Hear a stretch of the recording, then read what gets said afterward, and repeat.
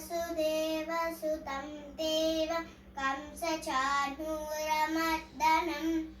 देवकी परमानन्दं कृष्णं वन्दे जगद्गुरुम् अतसी पुष्पशङ्काशं कारमुकुटशोभितं रत्नकङ्कणकेयूरं कृष्णं वन्दे जगद्गुरुं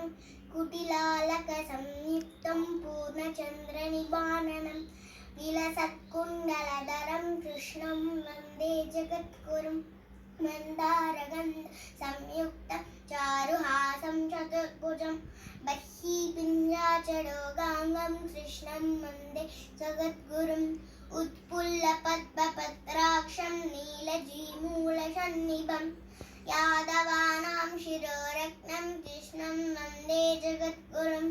रुक्मिणीकेलिसंयुक्तं पीताम्बरसुशोभितम्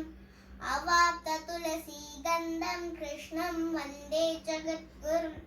गोपिकानां कुचत्वन्तकुङ्कुमाकिकवर्षं श्रीनिकीर्तनमहेश्वासं कृष्णं वन्दे जगद्गुरुं श्रीवत्साङ्गं महोदस्तं वनमाला विराजितं शङ्खचक्रगदं देवं कृष्णं वन्दे जगद्गुरुं